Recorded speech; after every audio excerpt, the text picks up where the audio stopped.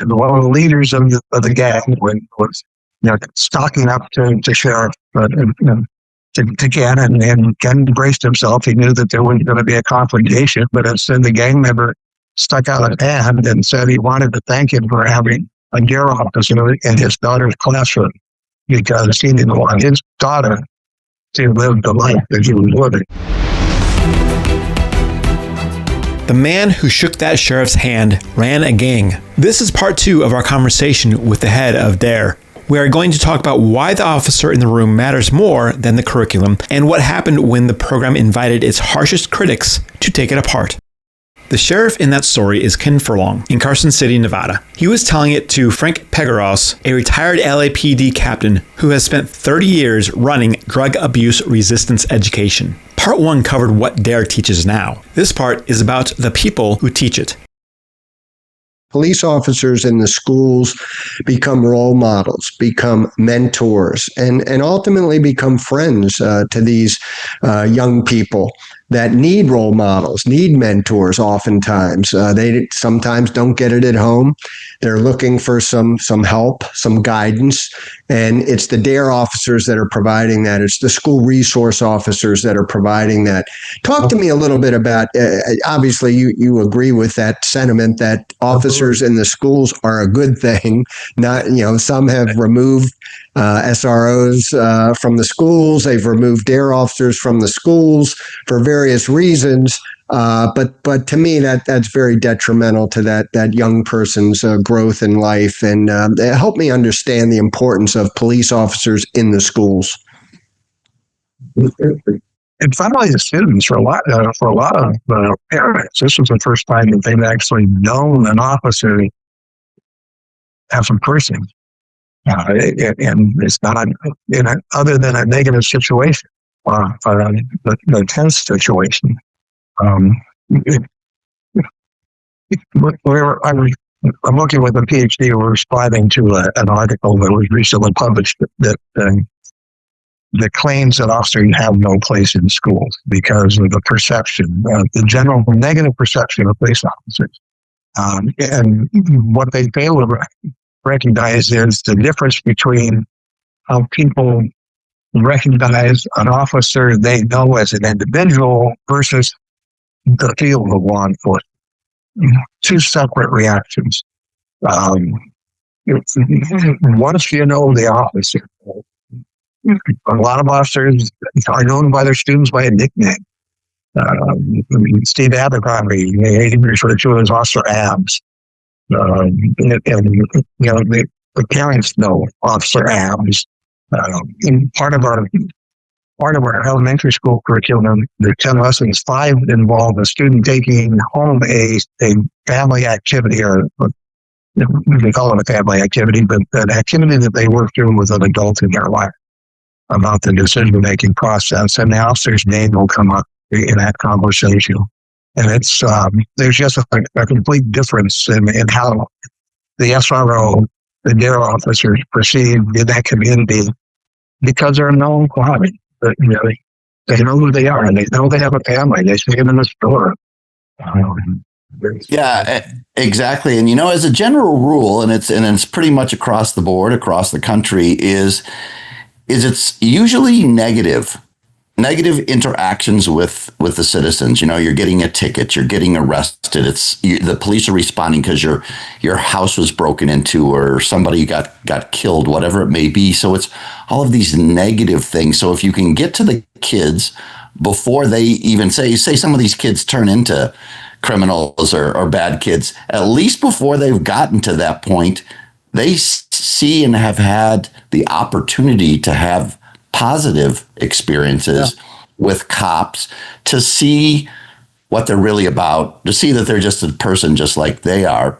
Because unfortunately, we have these conversations so many times, and a lot of people have never met a cop, or if they have met a cop, it's in a really bad situation, or even just getting a ticket. Yep. Yeah, I met a Ken Furlong, the sheriff at Carson City, Nevada. The first time I met him, he was telling me about an incident that they had their community. There was an officer involved, use of force involved in a gang member. He responded to the scene. And one of the individuals recognized as one of the leaders of the gang was stalking up to Sheriff to Ken, and Ken braced himself. He knew that there was going to be a confrontation, but instead the gang member stuck out his hand and said he wanted to thank him for having a D.A.R.E officer in his daughter's classroom because he didn't want his daughter to live the life that he was living. Wow. So those are great stories. Yeah. Yeah. See, and these are the kind of stories we need to hear. We need to hear these rewarding stories, and you're involved in helping these people reshape their perceptions and their minds. I'm gonna share my only story really that I can remember that had anything to do with D.A.R.E or a school resource officer, and it was kind of a crazy story, and it was a story for me that changed the rest of my career and the rest of my life. And so I was in my late 20s, probably. I was a detective then. I was working some burglary cases and got some latent fingerprints came back, and the fingerprints belonged to the son of a police sergeant that was one of my first sergeants. And I thought, oh man. So I went to my bosses and we had this conversation, and I said, this is going to be a tough one. How should we handle this? And we decided, well, let's get a hold of this sergeant and, we'll talk to him. And I knew him very well. I respected this guy and liked him. And I couldn't believe that I had to sit with him and say, can you bring your kid in? I've got to lock up your kid. And I'll never forget how he reacted to this, because, in the law enforcement culture, it can be ruthless, right? And so you're talking about the humiliation and the embarrassment now that you have to deal with your peers and your coworkers and whatnot. And I'll never forget. And he said to me, he goes, Billy, you're going to have to arrest my kid. I get that. He says, but try and not kill my kid. And I said, why would I kill your kid? And he says, you just don't know. And so I reached out to the D.A.R.E officers and some of the school resource officers and asked them to help me to finally catch this kid. And we did. And we didn't have to hurt him or anything like that, which was great. But I just couldn't believe having that conversation. And that was it was helpful that there was a program like that. Interesting. Yeah. That probably buffered it for you a little bit. Yeah. Yeah. And you know what I thought? I thought for the rest of my life, my rest of my career, I said, that will never be me. I'm never going to be put in a position where my kid ruins my life and destroys my career. It's like just tough. Yeah. Yeah. Really? We've succeeded. That's a great story. But I want to turn the table for a second. We've talked a lot about these great stories about how D.A.R.E officers have built bonds with these kids that last for years. They remember them 20 years later. Frank, I'm interested in what happens to the D.A.R.E officer himself or herself. How do they change? What happens to them when they accept this D.A.R.E program as part of their responsibilities? It's different for each officer. As a captain with LAPD, I would see officers who would be attracted to the assignment because they're at the tail end of their career and working a school calendar schedule looks pretty attractive. Right. But there they are 5 years later, 10 years later, what happened to your retirement plans? And it was not unusual to get the response. This is the first time on a daily basis I get to see a positive reaction to my efforts. Interesting. Yeah. I love that. From spouses or significant others. Routinely, I get the impression of the other person, of the officer in their life, that they return to how they were when they first got on the job. Their enthusiasm level is back to how it was 10 years ago, 15 years ago. So And- it's Frank, do you think that that's because, there's always that youthful energy when you're around people that are younger? It makes you younger. You hang out with old crotchety people, you become old and crotchety, right? You hang out with younger people, you get more energetic, perhaps. And I hear you, and I know what you're saying. I remember when I first got on the job, and I'd see some of the old timers, and they were so cynical and hateful and negative because of all the negative things you see during your career. And I thought to myself, that's never going to be me. I can't even understand that. And then you know what? It did become me. And so I can kind of see what you're saying. You go, you're out on the street, you got people, spitting on you and fighting with you and crime, and you see the craziest shit you can ever imagine. And then you go into a school environment with younger people, and their brains and their souls haven't been warped yet by society or by the lunacy of life in some respects. So you're around. I can see how that can bring you back and re-energize your heart. 25 years on the job, going on 26, guaranteed at least one great laugh a day, but also guaranteed a lot of negativity. The negativity probably outweighs the positivity, the humor. And you also get in that classroom, and every day they're presented with promise, they're presented with positivity, and they're looking at the future. It does. It brings them back to center. It's this is what I was looking for when I first considered becoming a cop. So, Frank, you just said this. A lot of laughs, a lot of negativity. Let's talk about your best laugh and your greatest heartbreak. Oh boy, he's putting you on the spot there, Frank.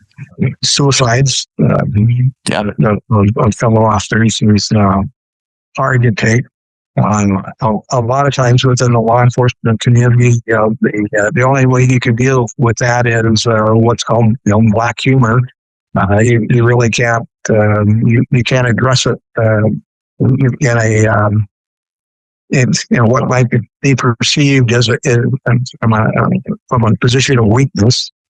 Humor, I mean, it's just I can remember one day seeing a guy standing on the beach in San Pedro, holding a rope, and he's holding a rope, but it goes out into the water, but he couldn't see what the rope's attached to. He was trying to launch his boat and lost it. The boat was underwater, but he was holding onto this rope, trying to save the boat. Unusual experiences. Looking at Harvard Division, San Pedro, there was a hard hat diving school.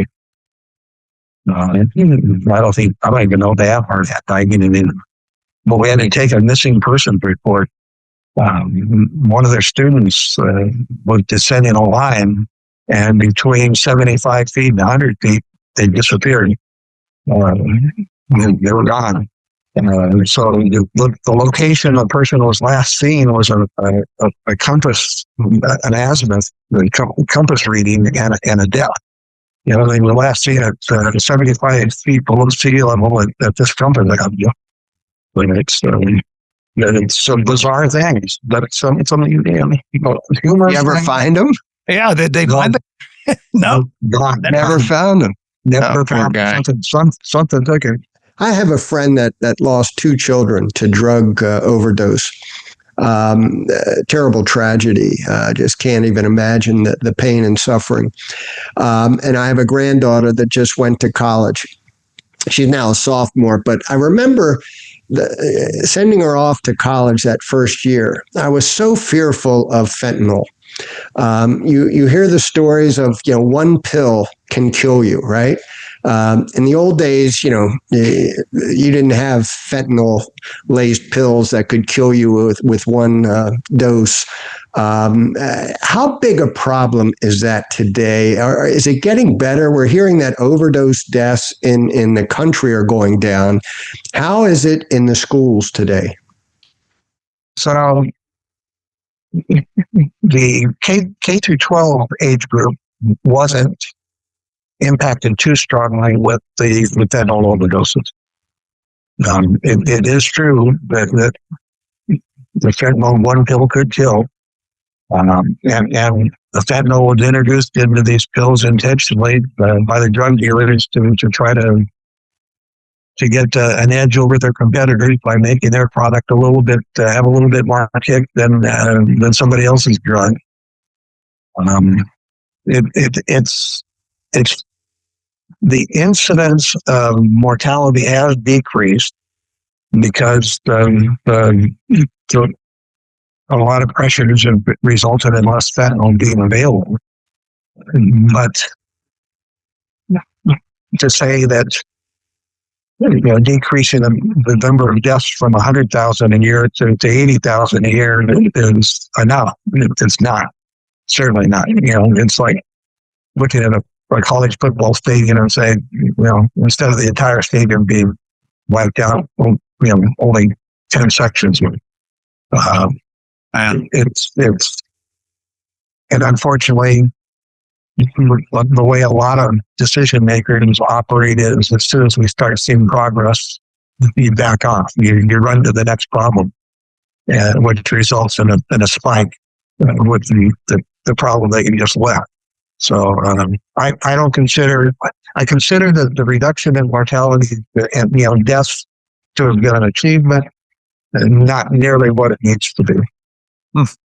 Talking about another issue, bullying in the schools. All right. I have a friend who was a retired high school principal and told me that was one of the big challenges he had to deal with is, what constitutes bullying? How do you handle bullying?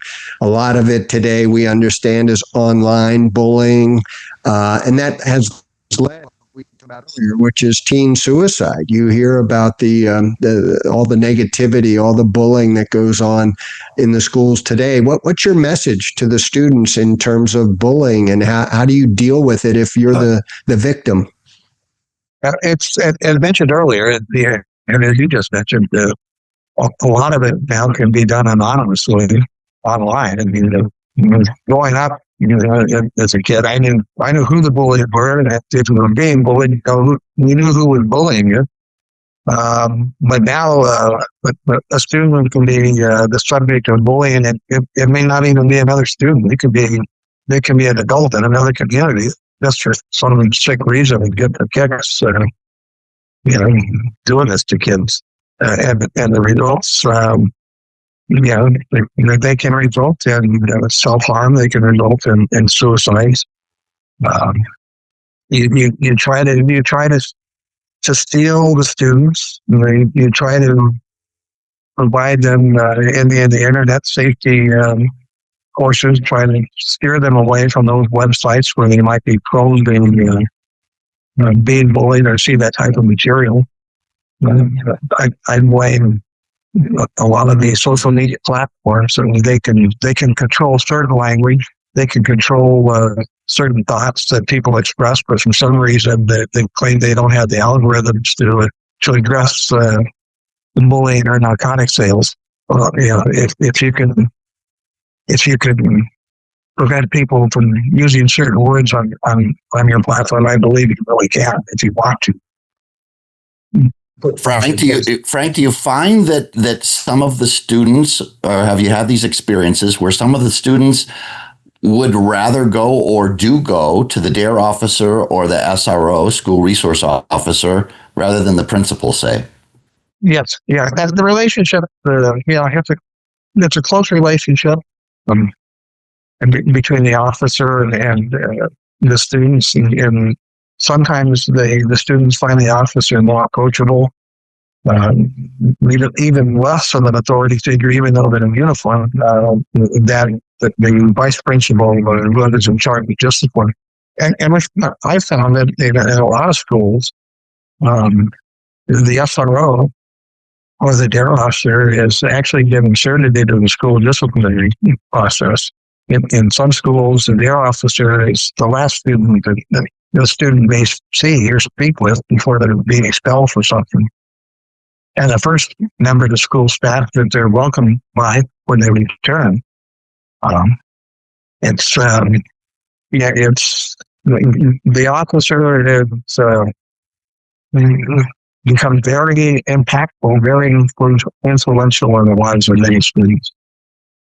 Yeah. Frank, we're nearing the close of the interview, but I wanted to cover two important points that we haven't talked about.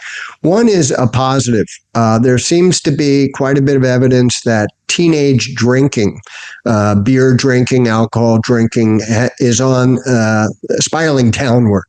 I'm interested in your thoughts on why that is, and is something replacing the alcohol? I mean, obviously that's a good thing. Kids aren't drinking and driving at the level that we were in our generation growing up.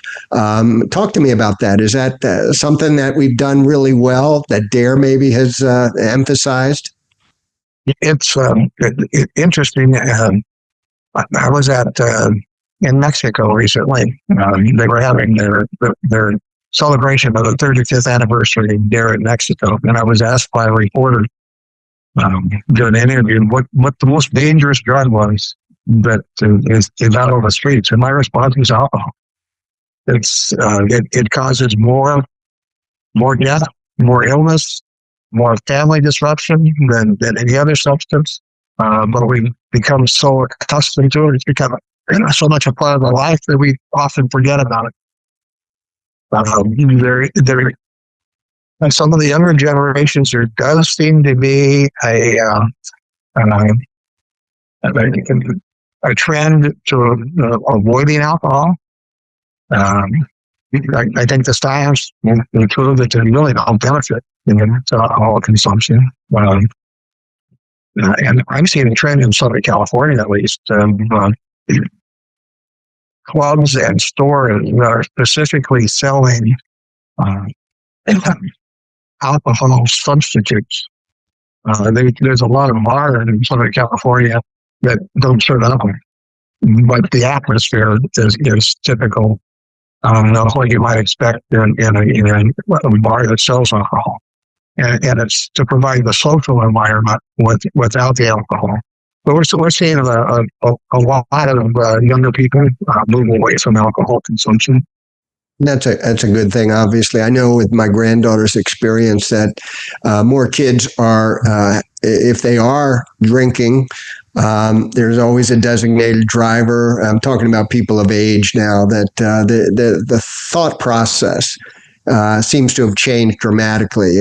When I was growing up, we would think nothing of drinking and driving.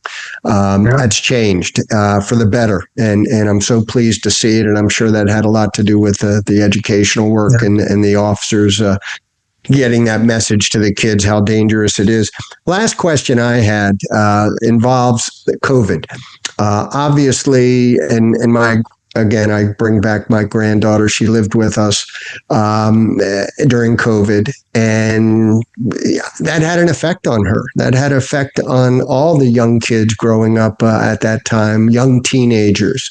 Talk to me about that, the impact that COVID had, the way D.A.R.E maybe responded to the changes in kids as a result of COVID.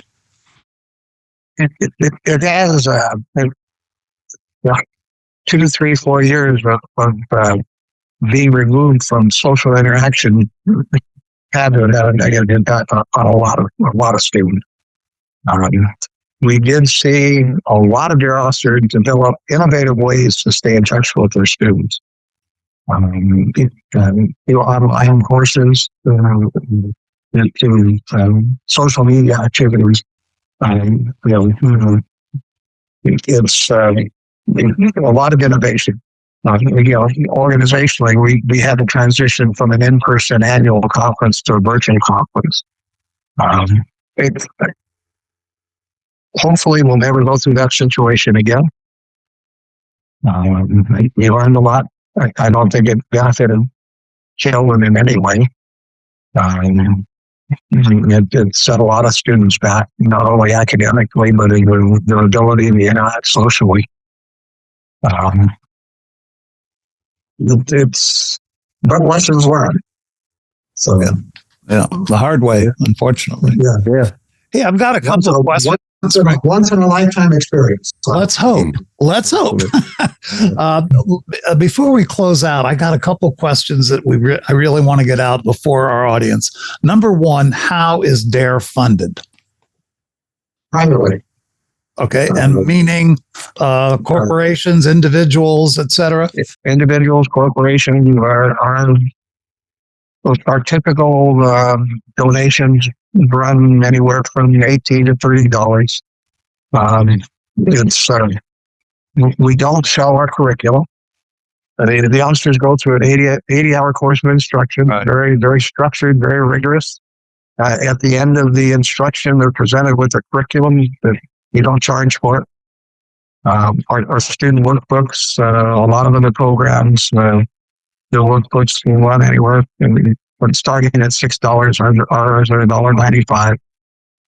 So it's an inexpensive program. We have D.A.R.E programs in every state and 30 other countries. And D.A.R.E America staff consists of 8 people. So, a small organization with a big footprint. You bet. So the second question, and my final question, how can the audience here, how can the American public help D.A.R.E? By helping their students in those communities that don't have a D.A.R.E program, talk to their school, talk to their law enforcement agency. D.A.R.E, I think, is the best program out there, and the D.A.R.E officer is the best vehicle for delivering the curriculum. But if a community doesn't believe that D.A.R.E is the best opportunity for them, put something in place. Get something in place. Get some form of substance abuse prevention education in front of those students. For sure. How do they, okay, I'm sure you have a website. Tell everybody about your website and how, if they want to become a donor, a participant, how can they get in touch with you guys with D.A.R.E? D.A.R.E.org, D.A.R.E.org. There's a donate button on the website. A lot of information on the website. We post a lot of research articles, so it's not just specific to the D.A.R.E program. If somebody's interested in what's going on in the field of research relative to substance abuse and trends, they can find that on our website. It's certainly the DEA website as well. D.A.R.E has spent most of its life under criticism. You've probably seen the short version, that it didn't work. Frank's answer to that was to put the critics in a room and hand them the microphone. Yeah, in 2000, we actually convened a meeting of the critics of D.A.R.E. So, tell us how to make it better.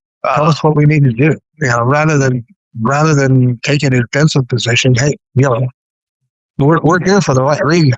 If you can help us build a better mousetrap, let's do it. How did that go, Frank? Did that work out? The first day, not well.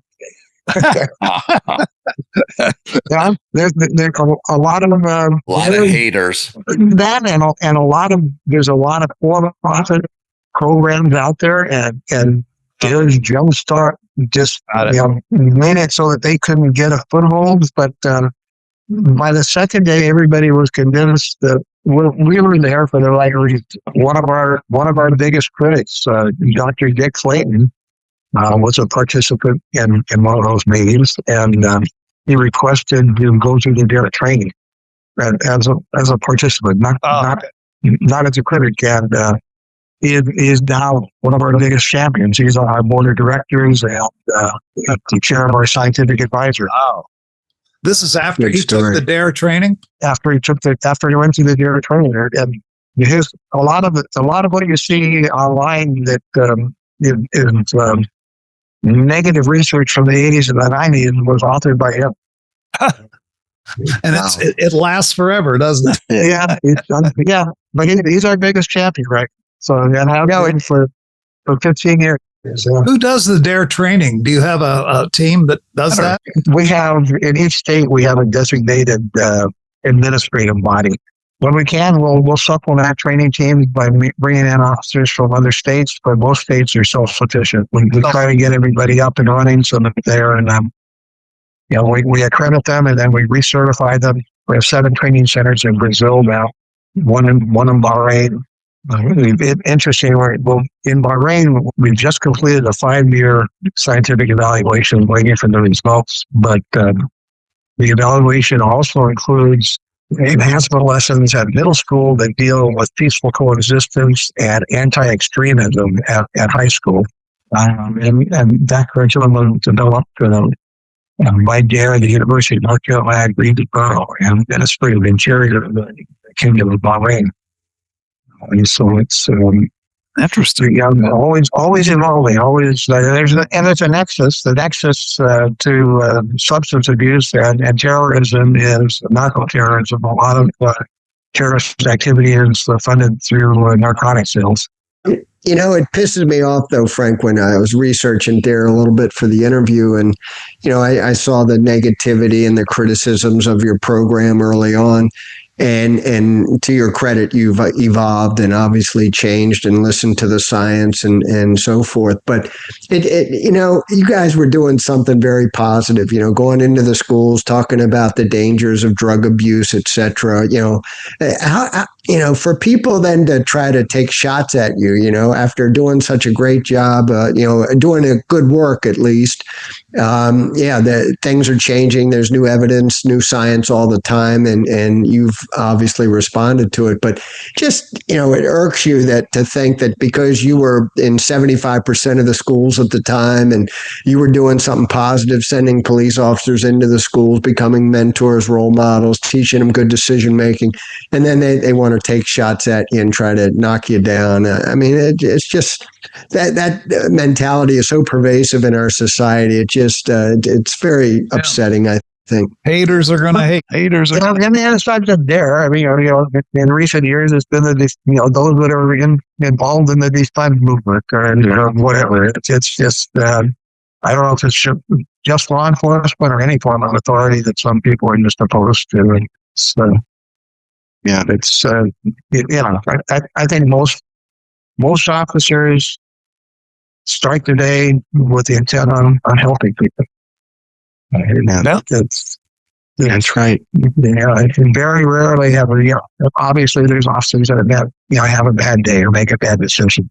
But I don't think I've ever worked with anybody in 50 years who at the start of the day intended to go out there and do some harm. Yeah. Right. Great point. Terrific. I can't thank you enough, Frank, for coming on today. I had a lot of information about D.A.R.E, but I didn't have the information from the man.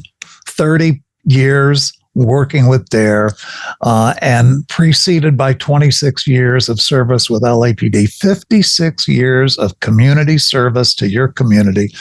These are the kinds of heroes behind the badge that we like to highlight on this show. The guys who are doing the hard work day in and day out and don't get the credit. So today, at least we've had a chance to tell your story, Frank. It's a great story. It's a story of help and a story of reaching out to people who possibly wouldn't survive if you didn't reach out. The sad part about D.A.R.E is most of the stories that would say, yes, D.A.R.E is working, are stories we'll never hear because you are preventing things from happening. So I am sure there are thousands, maybe hundreds of thousands of stories that we'll never know of things that would have happened or could have happened except for D.A.R.E. So thank you, Frank, for being on the show today. Thank you for your service. Let me say a few words about Heroes Behind the Badge. That's the podcast you just listened to. If you liked anything Frank had to say, if you have any comments, any questions, would you please go to our website? We have a website called citizensbehindthebadge.org. Citizens Behind the Badge sponsors this podcast. We are the leading organization in support of the men and women of law enforcement.